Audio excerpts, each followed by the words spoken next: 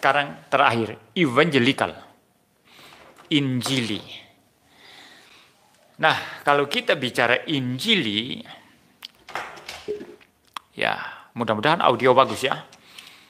Apakah audio saya bagus, saudara? Saya khawatir saja saya menyentuh mikrofon ini dan ternyata audionya tidak bagus ya.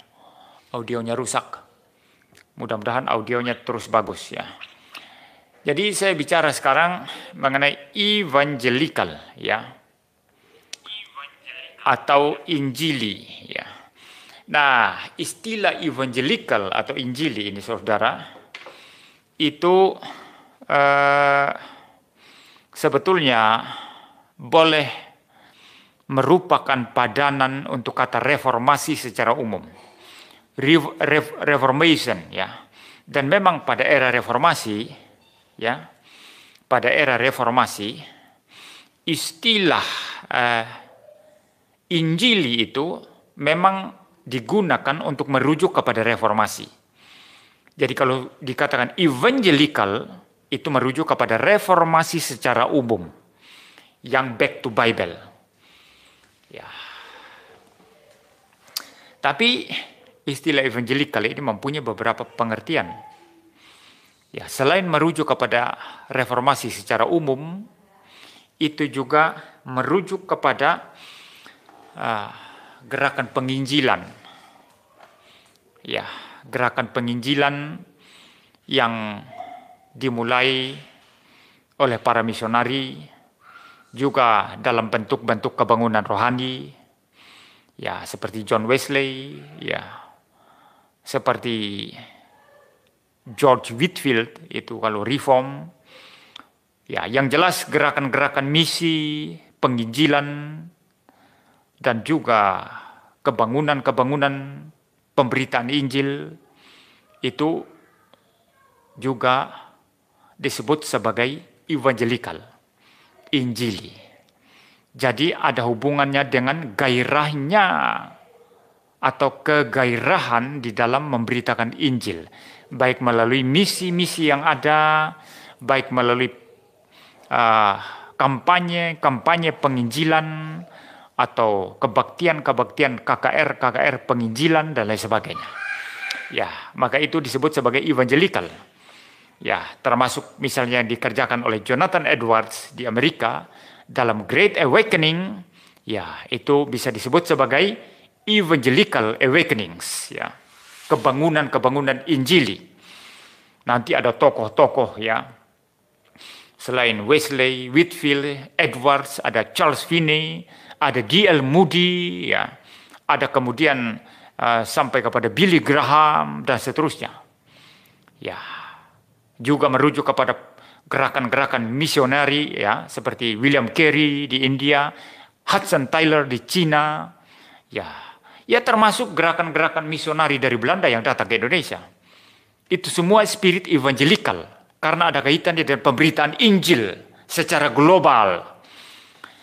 Maka segala sesuatu yang ada kaitannya dengan pemberitaan Injil yang intinya adalah Yesus Kristus, Tuhan dan Juru Selamat satu-satunya, yang sudah menuntaskan karya penyelamatannya terhadap orang-orang berdosa dengan mati dan bangkit, naik ke surga dan akan datang kembali untuk menghakimi, maka itu disebut evangelical. Ya, nanti saudara kontraskan itu dengan liberal yang anti pemberitaan Injil. Saudara kontraskan itu dengan Bartianism yang juga anti pemberitaan Injil. Pemberitaan Injil dalam pengertian begini.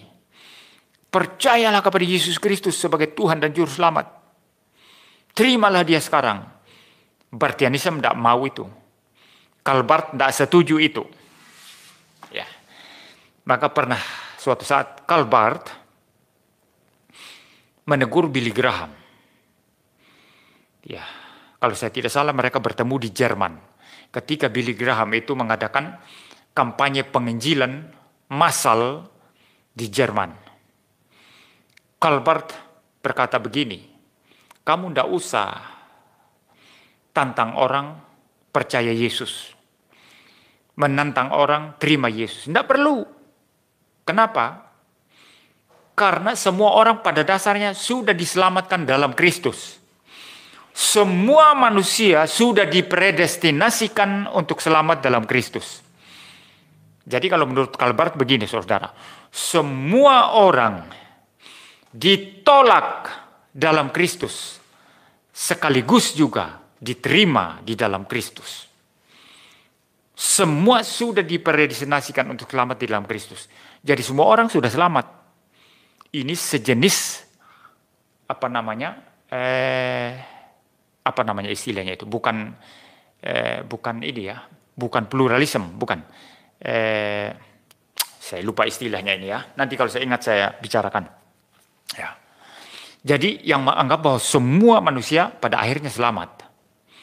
Jadi menurut Calvert, nggak usah menantang orang, kamu harus percaya Yesus. Tapi yang diperlukan hanyalah nyatakan kepada dia, kamu sudah selamat. Setiap ketemu orang, kamu sudah selamat di dalam Kristus. Ya, ini ajaran kacau dari Calvert. Ya. Ini jelas sangat kacau. Teolog begitu hebat, tapi ajaran juga hebat sekali kacaunya. Maka Bartianisme menurut Van Til itu bukan Kristen. Maka ada satu tulisan atau buku dari Van Til itu, kalau saya tidak salah judulnya, Christianism versus Bartianism. Ya, jadi Bartianism itu bukan kekristenan. Itu menurut Van Til, dan saya amini itu 1000%.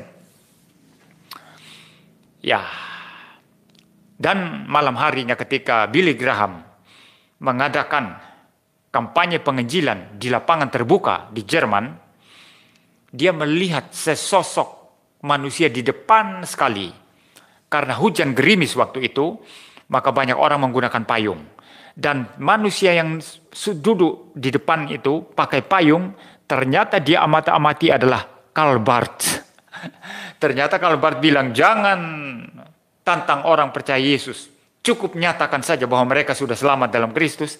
Ternyata diam-diam dia mengikuti kebaktian kebangunan rohani daripada Billy Graham. Ya, itu Bartianism ya. Jadi evangelical itu kontrasnya atau kontranya Bartianism, kontranya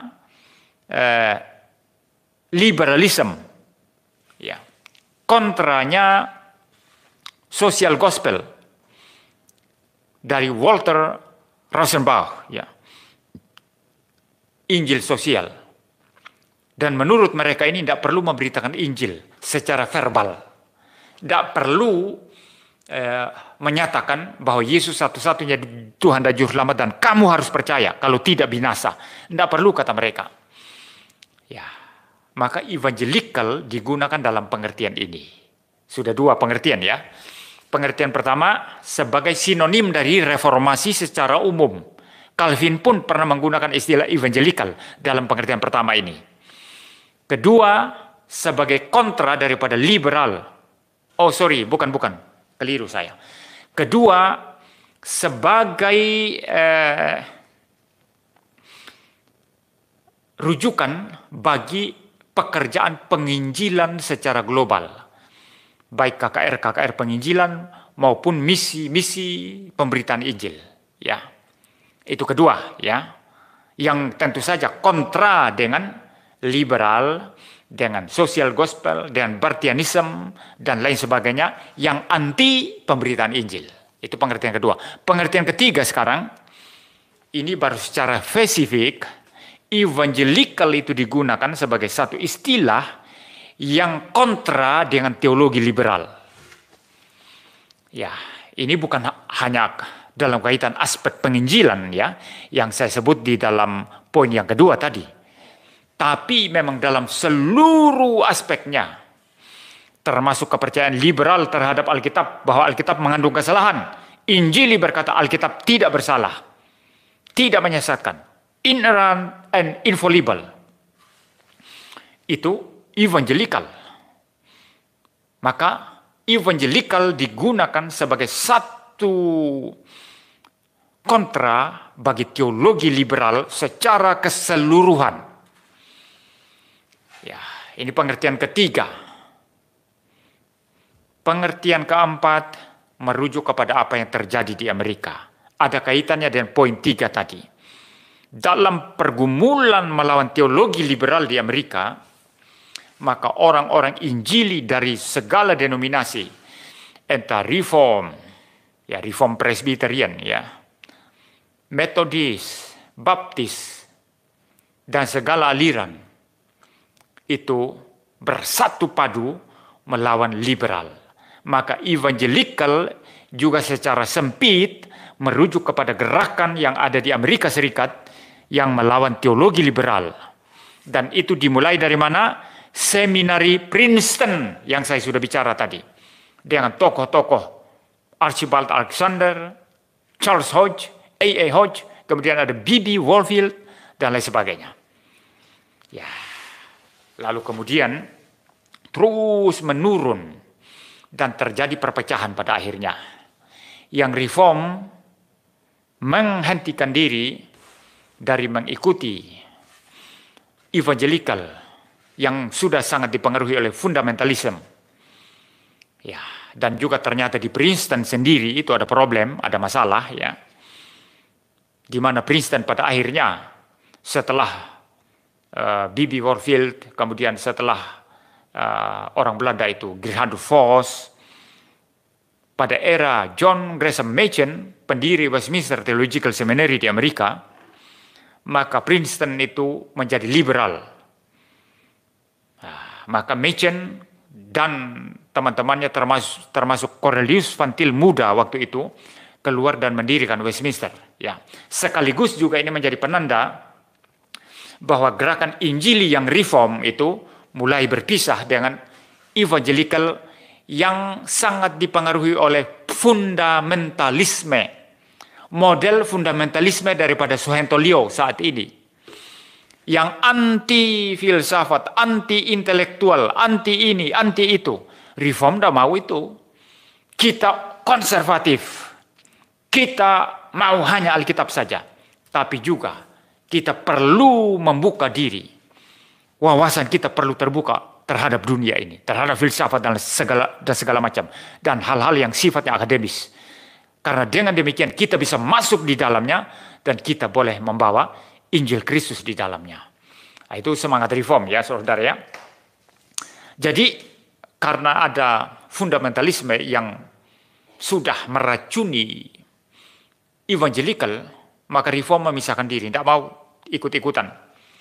Ya, apalagi adanya Princeton yang sudah liberal, maka tokoh-tokoh Reform dari Princeton keluar dan mendirikan Westminster Theological Seminary. Nah, secara umum juga bukan hanya kalangan Reform yang memisahkan diri, ternyata ada Injili konservatif yang tidak anti-intelektual. Mereka juga tidak sepakat dengan fundamentalisme. Ya, fundamentalisme ala Suharto Lyo itu, ya, dari Sunter, ya.